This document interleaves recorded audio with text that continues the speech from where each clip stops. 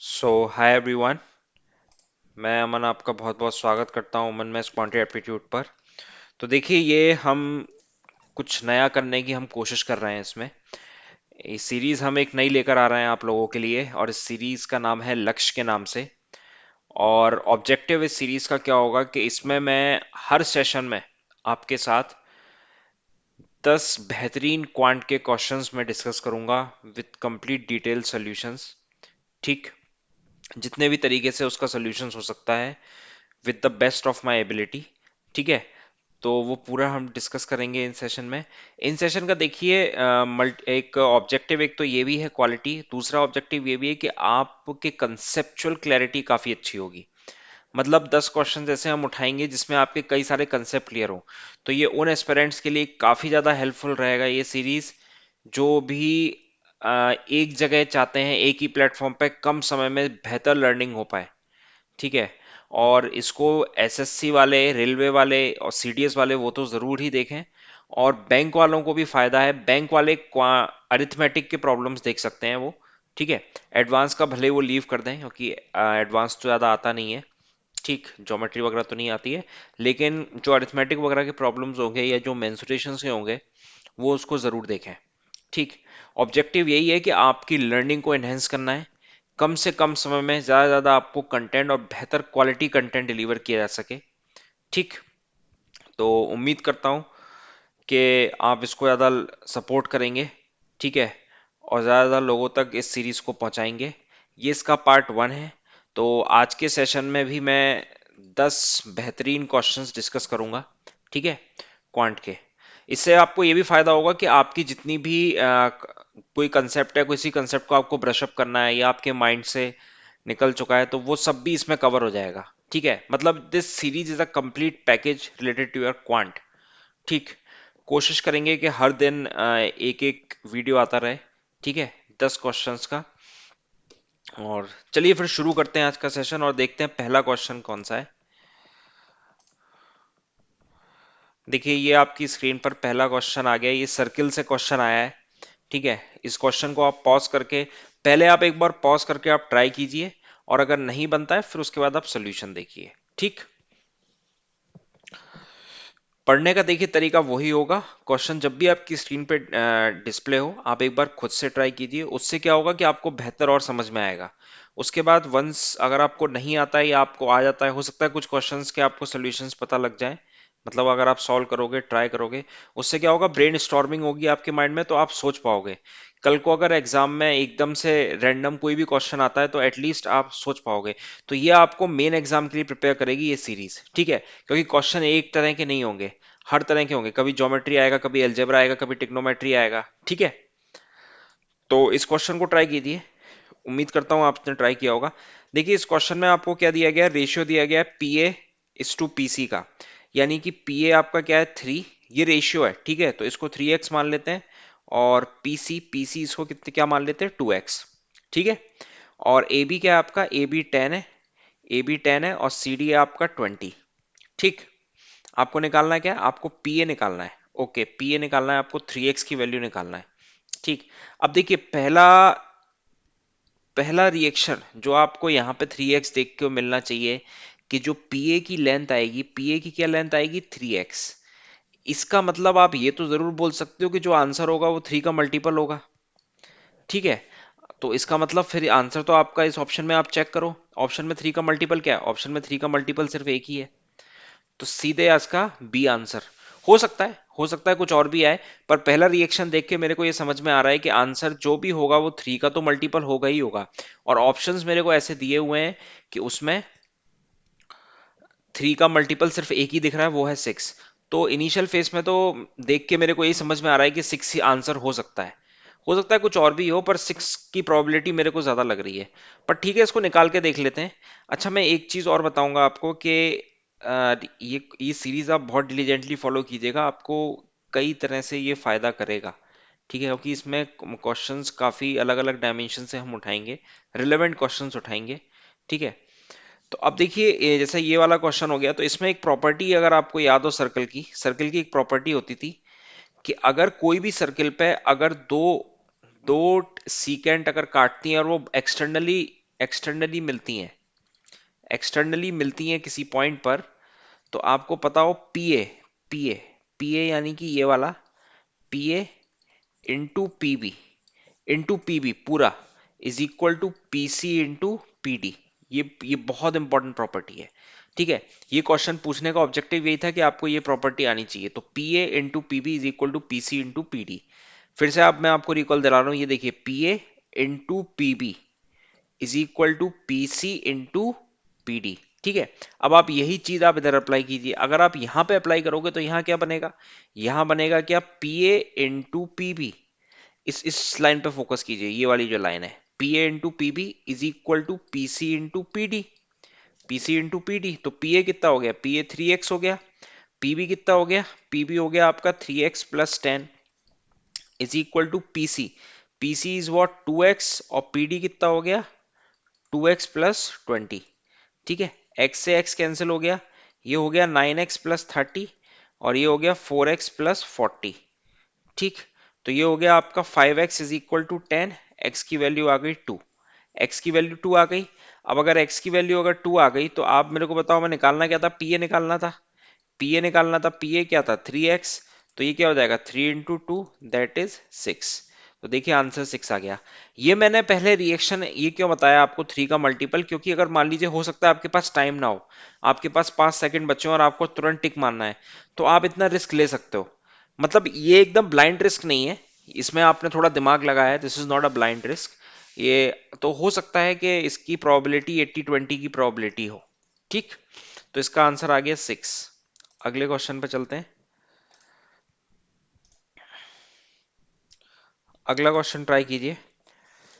देखिए अगले क्वेश्चन में क्या बोला जा रहा है, Dheeru can dig 1/a part of a field in 20 hour, what fraction of the same field can Kaku dig in 20 hour if two of them can dig the field in 60 hour working together at their respective rate.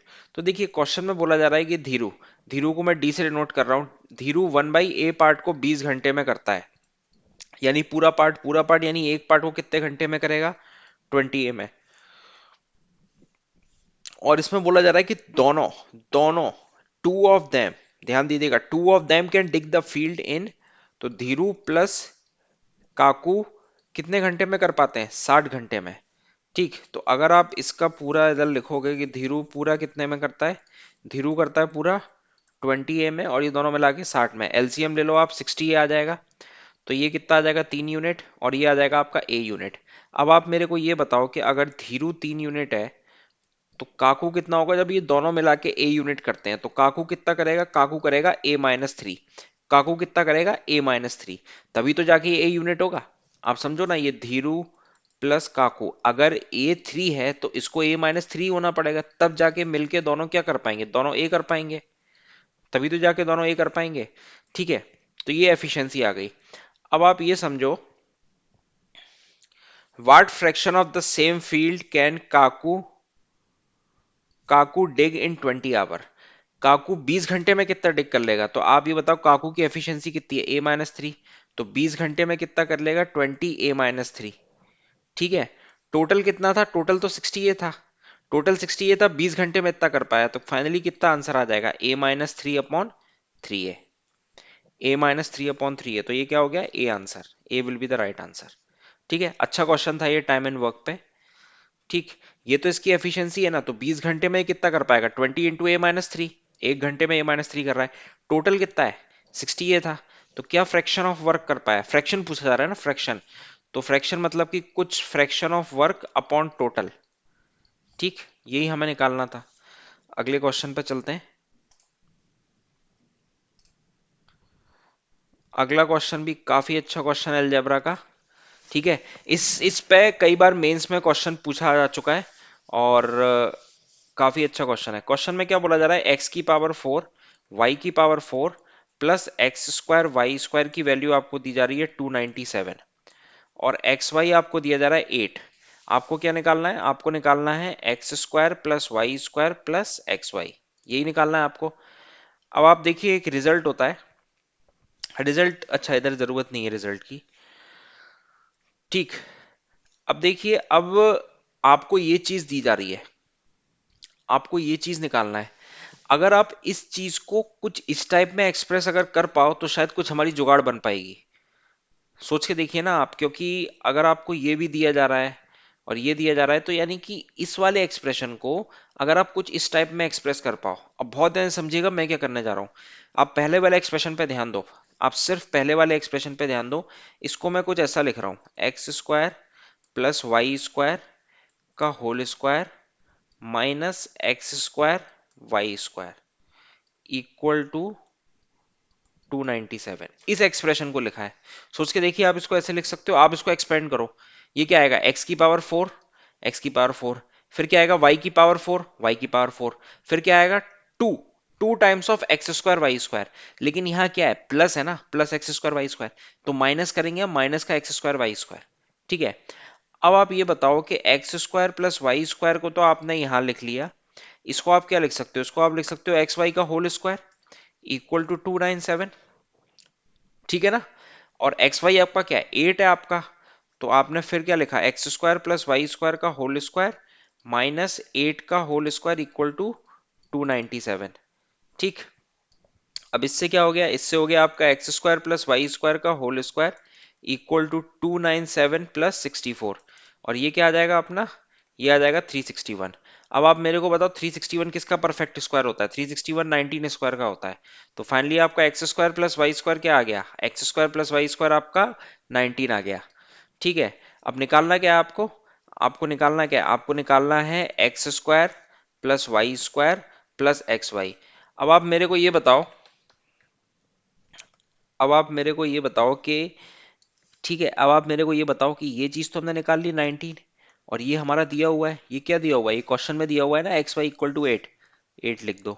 तो finally answer क्या आ जाएगा, 27। सो 27 is the right answer. तो अच्छा question था, बढ़िया question था ये। इसमें आपको ये ध्यान रखना है कि इस वाले एक्सप्रेशन को, इस वाले एक्सप्रेशन को, ठीक है, आप इस फॉर्मेट में लिख सकते हो, आप इस फॉर्मेट में लिख सकते हो। ठीक है। उम्मीद करता हूँ ये आपको समझ में आया होगा। देखिए जहां भी आप पढ़ रहे हो और जब भी इस सेशन में आ रहे हो, ठीक है ना, इस सीरीज में, तो इस सीरीज में जो भी आपको इंपॉर्टेंट पॉइंट डिस्कस किए जाते हैं, जैसे पहले क्वेश्चन में हमने डिस्कस किया जो 3x वाला कंसेप्ट था कि आप देख के तुरंत कैसे क्लिक करोगे। दूसरा, इसमें ये जो रिजल्ट डिस्कस किया है इन सबको आप नोट डाउन कर लीजिए। जिससे क्या होगा, एंड मेन जब आप मेन एग्जाम में जाओगे या जब आपका एग्जाम नियर होगा, तो आपको बार बार ये वीडियो देखने की जरूरत नहीं पड़ेगी, आप तुरंत हल रिवाइज कर लोगे। ठीक है। तो इसलिए मैं काफी कोशिश कर रहा हूँ कि थोड़ा और स्लो में चलूं, जिससे कि आपको एक एक चीज समझ में आ जाए। अब देखिए ये वाला एक क्वेश्चन है, इसको ट्राई कीजिए। ठीक है। हर तरह के क्वेश्चन लेंगे, देखिए जितने भी क्वेश्चंस बन सकते हैं प्री और मेंस दोनों मिला के। ठीक है, मिसलीनियस सीरीज चलेगी, और ऐसे क्वेश्चन लिए जाएंगे जिससे आपको ज्यादा से ज्यादा चीजें डिलीवर की जा सके कम से कम समय में। तो अगर पीटी, जैसे पीटी इसमें क्या दिया हुआ है, इस डायग्राम में पीटी दिया हुआ है 6 सेंटीमीटर। ठीक है। तो ये आप 6 ले लिया आपने। ए बी कितना है, ए बी है 5 है, और पी ए क्या है, एक्स है। ठीक है। तो अब अगर आपको याद होगा, सर्कल में एक रिजल्ट हम पढ़ते थे, मैं आपको रिकॉल दिलाता हूँ। ठीक है। रिजल्ट कुछ ऐसे ही रहता था कि ये था पी, और ये टेंजेंट होती थी पीटी, और ये मेरा क्या रहता था ए, ये रहता था मेरा बी। तो इसका रिजल्ट होता था कि टेंजेंट का स्क्वायर पीटी का square equal to P A into P B. ठीक है। पीटी का स्क्वायर क्या होता था, P A into P B. P A क्या है, पी ए ये वाली लेंथ है, और पी बी क्या है, पी बी ये वाली लेंथ है। कलर चेंज कर देता हूँ, इससे आपको क्लियर तरीके से दिखेगा। ठीक है। और ये मेरा क्या है, ये है पीटी। ठीक है ना। तो आप समझ गए ना कि P T square equal to P A into P B. अब वही रिजल्ट आप यहाँ पे अप्लाई करोगे। तो अगर आपने यहाँ अप्लाई किया तो ये क्या आ जाएगा, P T square is equal to P A into P B. अब पी टी स्क्वायर क्या हो गया, 6 स्क्वायर। पी ए क्या है, पी ए आपका एक्स है, पी बी क्या है, पी बी है आपका एक्स प्लस 5, 5 नहीं है, पीबी, पीबी यानी क्या है, ये पूरी लेंथ, ये पूरी लेंथ। ठीक है। तो ये आपका आ गया 36 is equal to X square plus 5x। और ये दिख रहा है, ये क्वाड्रेटिक बनती हुई दिख रही है, क्वाड्रेटिक बनती हुई दिख रही है। तो इसको अगर आप सॉल्व करोगे तो फाइनली आपका आंसर आएगा -9 और 4। नेगेटिव वैल्यू को हम डिस्कार्ड कर देते हैं, क्योंकि लेंथ कभी भी नेगेटिव नहीं होती, हम लेंगे +4। ठीक है। अब आपको निकालना क्या था, आपको x निकालना था, x यानी कि क्या, आपको यही निकालना था 4। तो आपका राइट आंसर क्या हो गया, आपका राइट आंसर हो गया डी। मान लीजिए आपसे पूछा होता है इस क्वेश्चन में ही आपको पीबी निकालना है, तो पीबी क्या होता, पी भी होता आपका x+5, तो ये होता 4+5 = 9। ठीक है, तो ये ध्यान रखिएगा क्या पूछा जा रहा है और क्या नहीं पूछा जा रहा है। अगले क्वेश्चन पे चलते हैं। अगले क्वेश्चन को देखिए, ट्राई कीजिए। अच्छा है, सिंपल है, आसान है, लेकिन लोग सोच नहीं पाते, ये बहुत सिंपल सा क्वेश्चन है। क्योंकि क्वेश्चन देख के आपको ये समझ में आएगा कि इस पे देखिए 15 की पावर है, ये तो कुछ ज्यादा ही टफ दिखने वाला क्वेश्चन लग रहा है। ठीक है, उम्मीद करता हूँ आपने ट्राई किया होगा। अब देखिए, आप इसके सोल्यूशन पे हम डिस्कस करते हैं। देखिए, आपको क्या दिया हुआ है, आपको दिया हुआ है p+1/p = 112। ठीक है, आपको ये निकालना है। अब इसमें आप ये देखो, इसमें ध्यान देने वाली बात क्या है कि इसके अंदर का एक्सप्रेशन क्या है, अंदर का एक्सप्रेशन क्या है, p-112। अंदर का एक्सप्रेशन क्या है, p-112। तो आप क्या करोगे, आप यहां से आप निकालो। मैं क्या करता हूं, यहां से p-112 की वैल्यू निकालता हूं। तो p-112 क्या हो जाएगा, -1/p। 112 को आप इधर लेकर आओ, ठीक है, और ये इधर आएगा, तो ये क्या आ जाएगा, -p। अब ये वैल्यू उठा के आप यहां रखो, तो -1/p की पावर क्या हो गया, 15, +1/p की पावर क्या हो गया, 15। तो फाइनली क्या हो गया, ये जो पावर है ये ऑड पावर है। ठीक है, ऑड पावर है और निगेटिव साइन ऑड पावर है, तो क्या आ जाएगा, -1/p +1/p। पॉजिटिव है, माइनस प्लस कैंसिल हो जाएंगे, तो आंसर कितना आ जाएगा, 0। तो फाइनली आंसर कितना आ गया, सी। तो ये देखिए, बहुत ही अच्छा क्वेश्चन, बहुत ही बढ़िया क्वेश्चन। ठीक है,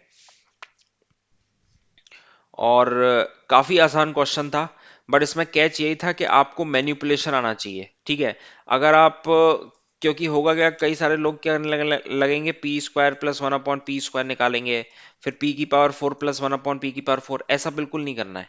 कभी भी अगर ज्यादा पावर दी गई हो क्वेश्चन में, कभी भी अगर ज्यादा पावर दी गई हो और कुछ इस तरह का एक्सप्रेशन दिया गया हो कि यहाँ पे 112 आ रहा है, यहाँ पे 112 आ रहा है, यहाँ तो कुछ आ नहीं रहा है, ठीक है, तो हमेशा आप ये कोशिश कीजिए कि कुछ ना कुछ मैनिपुलेशन किया जा सकता है कि नहीं।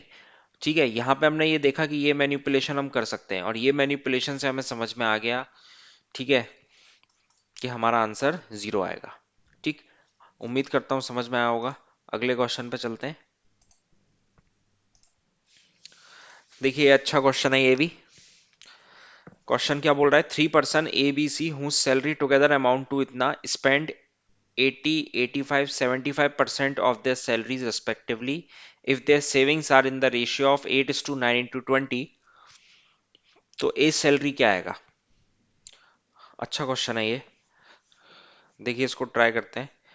देखिए, ए बी और सी की आपको क्या दिया जा रहा है, टोटल सैलरी दी जा रही है। टोटल सैलरी कितना है, 72K। ठीक है, और इसमें बोला जा रहा है कि ए कितना खर्च करता है, ए कितना खर्च करता है, ए 80%। बी कितना खर्च करता है, बी 85%। सी कितना खर्च करता है, सी 75%। मैं इसको लिख देता हूं एक्सपेंडिचर। अब इसकी सेविंग क्या होगी, जब आप ए 80% अगर खर्च कर रहा है, तो यानी कि 20% बचा रहा होगा। बी 85% खर्च कर रहा है, मैं टोटल 100% मान रहा हूं, ठीक है ना, इनकी इनकम। तो ये सेव कितना कर रहे होंगे, 15%। सी कितना कर रहा होगा, सी ऐसे 25% कर रहा होगा। ठीक है, अब बोला क्या जा रहा है क्वेश्चन में, इफ देयर सेविंग, अगर उनकी सेविंग का रेशियो क्या है, 8:9:20, यानी कि ए, ये रेशियो दिया हुआ है आपको, 8:9:20 सेविंग का रेशियो दिया हुआ है।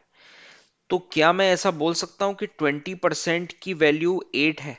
20% किसको इक्विवेलेंट कर रहा है, 8 को ही कर रहा है। क्योंकि देखिए, ये तो इसकी सेविंग थी, ध्यान दीजिएगा, ये वाला पार्ट जो था, ये वाला पार्ट तो इसकी सेविंग थी। अब क्वेश्चन में इसी सेविंग की रेशियो दिया गया है 8:9:20। तो हम ये बोल सकते हैं ना कि 20% हमारा 8 को करस्पॉन्ड कर रहा है। अब अगर 20% 8 को करस्पॉन्ड कर रहा है, तो 100% कितने को करस्पॉन्ड करेगा, 20 से 100 बनाने के लिए क्या किया आपने, इंटू 5 किया। तो उसी तरह से आपको यहां भी इंटू 5 करना होगा, दैट इज 40। तो यानी कि 40 जो आ गया, मैं कलर चेंज कर देता हूं, 40 जो आया, ध्यान दीजिएगा, 40 जो आया, तो 40 क्या है, 40 है आपकी इनकम। तो ए की इनकम आ गई 40। ठीक है, अब देखते हैं, अब आप बी पे फोकस करते हैं। ठीक है, बी क्या है, 15% की सेविंग है। 15% कितने को करस्पॉन्ड कर रहा है, 9 को। तो 100% कितने को करेगा, तो वो करेगा 9/15 × 100। ठीक है, तो 5 3 जा 20, तो 3 3 जा दैट इज 60। तो फाइनली बी कितना आ गया? बी आ गया 60। बी आ गया 60। सी क्या होता है? अब सी क्या होता है? सी है आपका 25%। 25% कितने को करस्पॉन्ड कर रहा है? 20 को। तो यानी कि 100% कितने को करस्पॉन्ड करेगा? 80 को। 100% कितने को करस्पॉन्ड करेगा? 80 को। तो यानी कि सी की क्या है? सी की इनकम क्या है? 80। यानी कि अब हमें ए बी और सी की इनकम पता लग गई।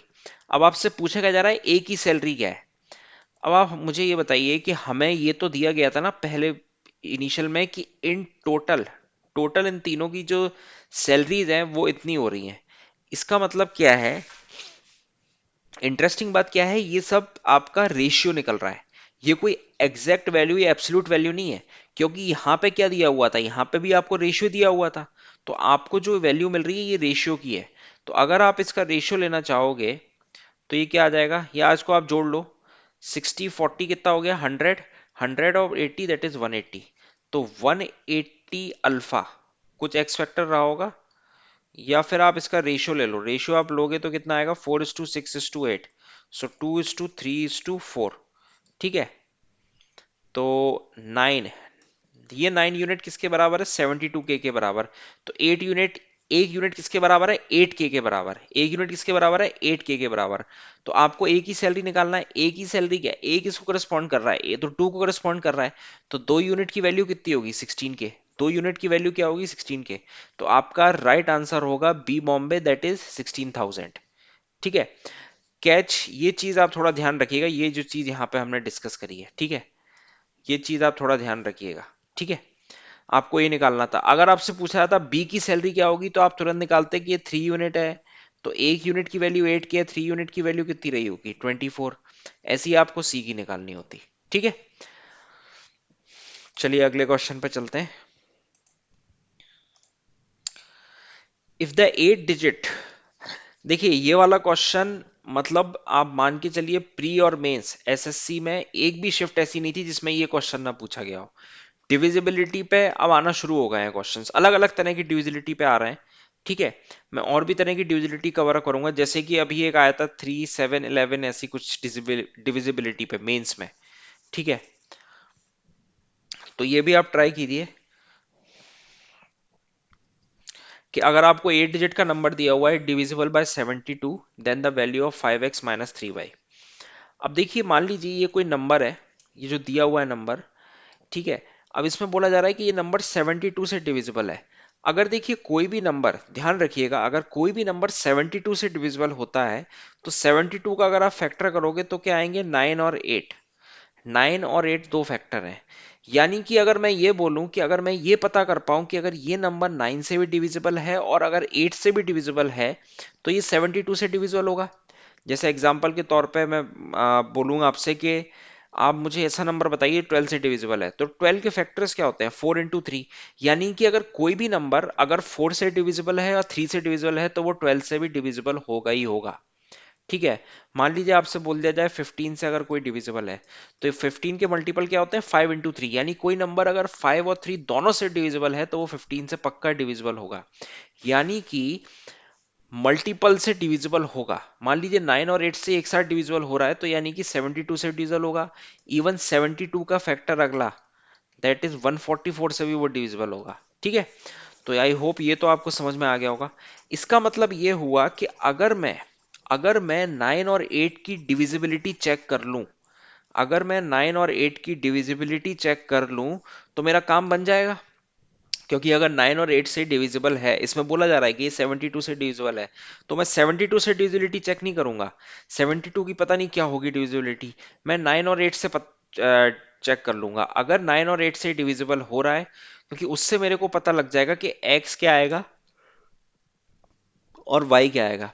अब आप मेरे को ये बताओ कि कोई भी नंबर अगर वो 8 से डिविजिबल होता है तो 8 से डिविजिबिलिटी का रूल क्या होता है? 8 से डिविजिबिलिटी का रूल के लिए आपको लास्ट के 3 डिजिट चेक करने होते हैं। लास्ट के 3 डिजिट अगर किसी भी नंबर के अगर 8 से डिविजिबल हैं तो वो नंबर पूरा कंप्लीटली 8 से डिविजिबल होगा। मैं फिर से एक बार बोल रहा हूं, in order to check the divisibility of 8 you need to focus on the last 3 digit of a number. If a last 3 digit of a number is divisible by 8 then the number is divisible by 8। ठीक है, अब ऐसे ही अगर आपसे कोई पूछा जाए कि आप कोई भी नंबर n को 4 से डिविजिबिलिटी का रूल बताइए, तो 4 से डिविजिबिलिटी के लिए आप चेक करोगे लास्ट के 2 डिजिट, लास्ट के 2 डिजिट, यानी कि कोई भी नंबर अगर 4 से डिविजिबल है, उसकी अगर आपको वेरिफिकेशन करना है तो आप लास्ट के 2 डिजिट देखो। अगर लास्ट के 2 डिजिट 4 से डिविजिबल होंगे तो वो नंबर पूरा 4 से डिविजल होगा।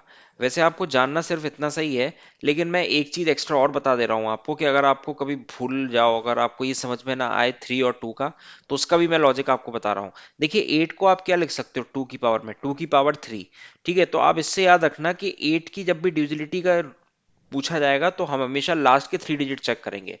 4 को आप क्या लिख सकते हो 2 स्क्वायर। 2 स्क्वायर का मतलब क्या होता है कि जब भी आपसे 4 की डिजिबिलिटी पूछी जाएगी तो आप लास्ट के 2 डिजिट चेक करोगे। ऐसे ही अगर आपसे पूछा जाए कि अगर कोई नंबर को अगर 16 से डिविजिबल करना है तो क्या होगा, 16 से डिविजिबिलिटी के लिए आप क्या लिखोगे इसको 2 की पावर 4, यानी कि लास्ट के 4 डिजिट। उम्मीद करता हूं ये डिस्कशन आपको समझ में आया होगा। ठीक है, तो ये तो हमारा एक 8 से डिविजिबिलिटी का रूल हो गया कि लास्ट के 3 डिजिट। अब देखिए, अब बात करते हैं हम थोड़ा 9 की। ठीक है, तो कोई भी नंबर, नोट इट डाउन, कोई भी नंबर को अगर आपको चेक करना हो कि वो 9 से डिविजिबल है कि नहीं, तो उसका sum of digit must be divisible by 9, must be completely divisible by 9। ठीक है, मान लीजिए आपको एग्जांपल दे सकता हूं मैं कि 9 का एक मल्टीपल लीजिए आप 18। अब आपको ये तो दिख रहा है कि 18, तो ये तो टेबल के थ्रू आपको आसानी से पता लग जाएगा। लेकिन अगर आपको वेरीफाई करना हो, आपको क्रॉस चेक करना हो कि ये 9 से डिविजिबल है कि नहीं, आप इसके सम ऑफ डिजिट करिए। तो 8+1 क्या आ गया 9, 8+1 क्या आ गया 9। ऐसे मान लीजिए 63 है, 9 से डिविजिबल है। ठीक है, अब आप इसको उस फंडे से बताइए, फंडे से करने की कोशिश कीजिए जो मैंने आपको भी बताया, सम ऑफ डिजिट। तो 6+3 क्या होता है, 6+3 होता है 9। ठीक है, जैसे एक आप लेके चलो आपका 81 का भी मल्टीपल, दैट इज 729। ठीक है, अब ये भी 9 का ही मल्टीपल है, 9 क्यूब है ये। लेकिन चलिए आपको नहीं पता ये 9 क्यूब है, और मैंने अगर आपसे पूछा कि आप मेरे को ये बताओ कि ये नंबर 9 से डिविजिबल है कि नहीं, आप बोलोगे सर ठीक है, हम इसकी डिविजिबिलिटी चेक करते हैं 9 से। उसके लिए हम क्या करेंगे, हम सम ऑफ डिजिट करेंगे। तो 7+2 9, 9+9 18, 18 इज परफेक्टली डिविजिबल बाय 9। इसका मतलब ये नंबर पूरी तरह से 9 से डिविजिबल होगा। ऐसा आप कितने भी नंबर के लिए कर सकते हो, कितना भी बड़ा नंबर हो, कितना भी बड़ा नंबर हो आप उसके लिए कर सकते हो। ठीक है, कितना भी बड़ा नंबर हो आप उसके लिए कर सकते हो। ठीक है, तो ये तो हमारा एक डिस्कशन हो गया कि हम डिविजिबिलिटी चेक करेंगे।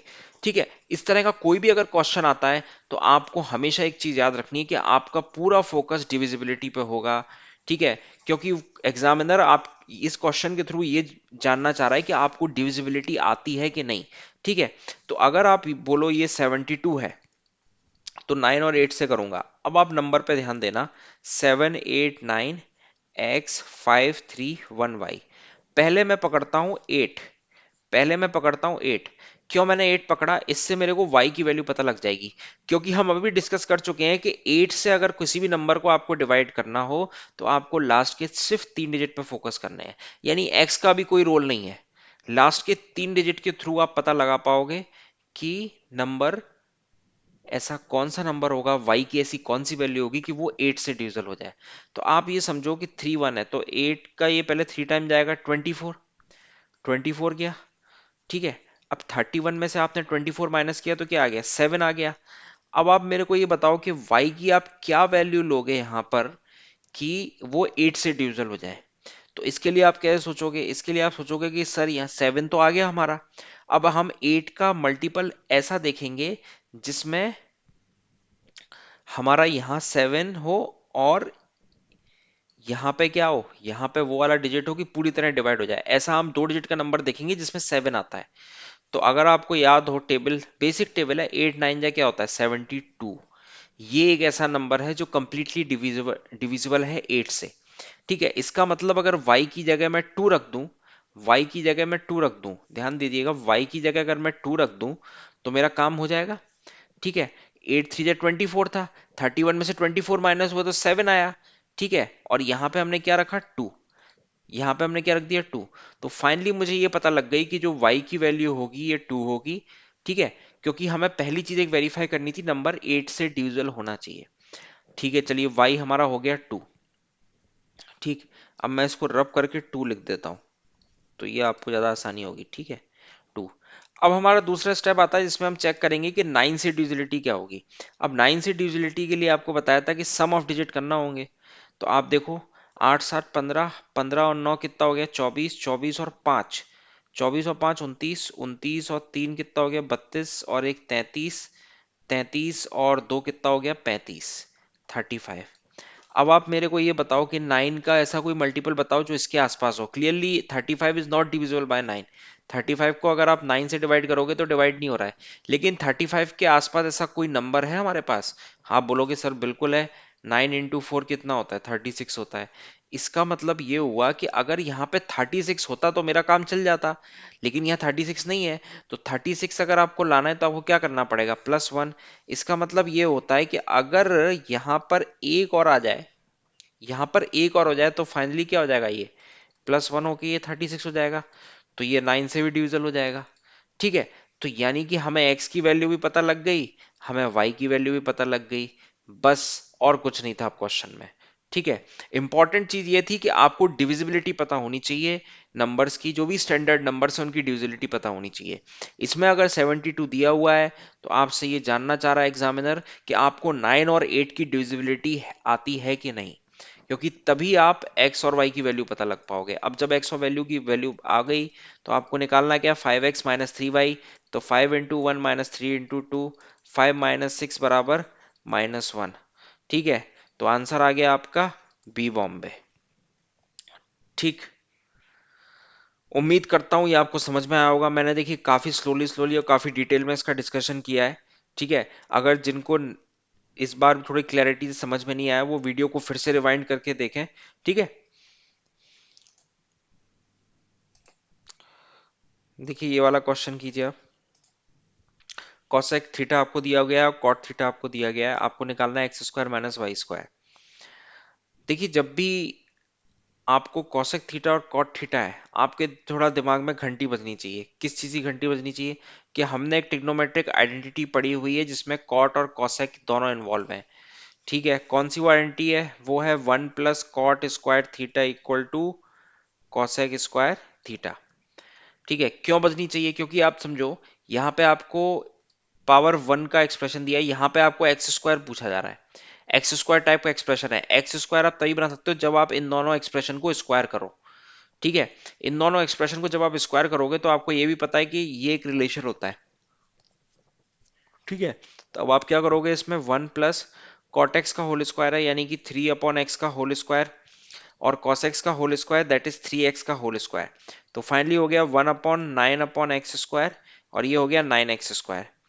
तो फाइनली क्या हो गया, 1 = 9 x square minus 1/x square. तो 1/9 हो गया X square minus 1/x square. तो फाइनली मेरे को निकालना क्या था, मेरे को यही निकालना था, इसकी वैल्यू क्या आ गई डी। ठीक है, अच्छा क्वेश्चन था, इंपॉर्टेंट ये था कि ये रिलेशन आपको पता होना चाहिए। ठीक,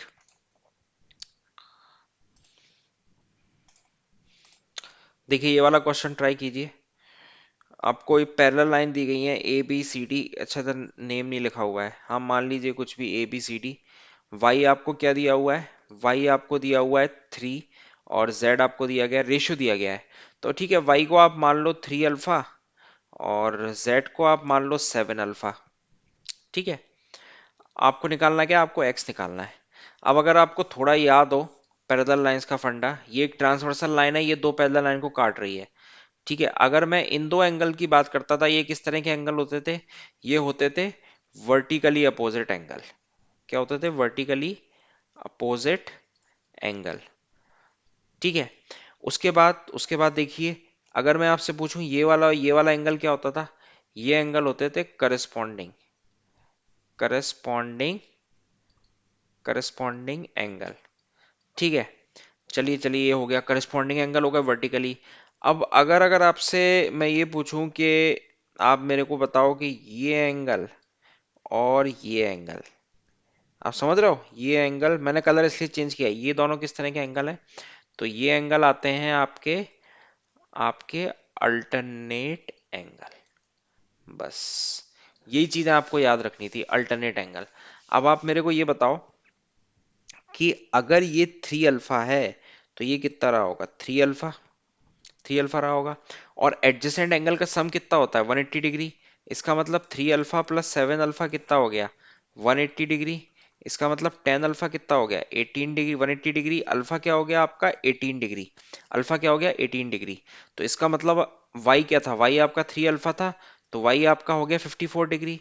अब एक्स और वाई दोनों एडजेसेंट एंगल है, तो एक्स कितना आ गया, 180 माइनस 54 डिग्री, 6, ये 2 1, 126 डिग्री।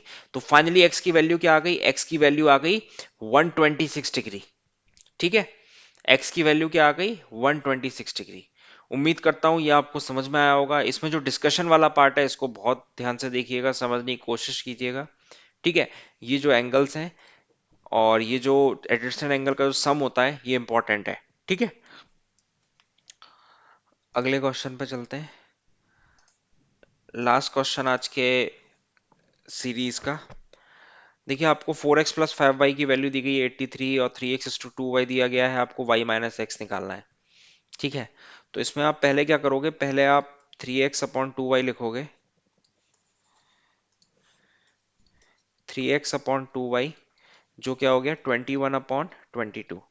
तो ये कैंसिल हो गया 2, और ये 11 टाइम्स। तो x/y आ गया 7/11।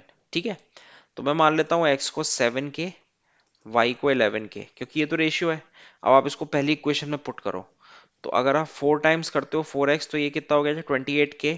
और अगर 5 टाइम्स करते हो तो ये हो जाएगा 55k is equal to 83। So 83k is equal to क्या आ जाएगा, 83। तो k की वैल्यू क्या आ गई आपकी, 1 आ गई। ठीक है, अब अगर k की वैल्यू आपकी 1 आ गई, तो आप मेरे को बताओ x कितना आ जाएगा, 7 इंटू 1 दैट इज 7। y कितना आ जाएगा, 11 इंटू 1 दैट इज 11। और आपको निकालना क्या था, y minus x that is 11 minus 7 equals to 4। ठीक है, तो A will be the right answer. ठीक, तो उम्मीद करता हूं कि आज का सेशन में आपने काफी कुछ सीखा होगा। ठीक है, और आपको हमेशा यही करना है, आपको हर रोज आना है, अपनी कॉपी पेन लेकर बैठना है, और पहले क्वेश्चन को आप खुद ट्राई करें। ठीक है, उसके बाद आप सोल्यूशन देखें, उससे आपकी लर्निंग काफी ज्यादा एनहेंस होगी।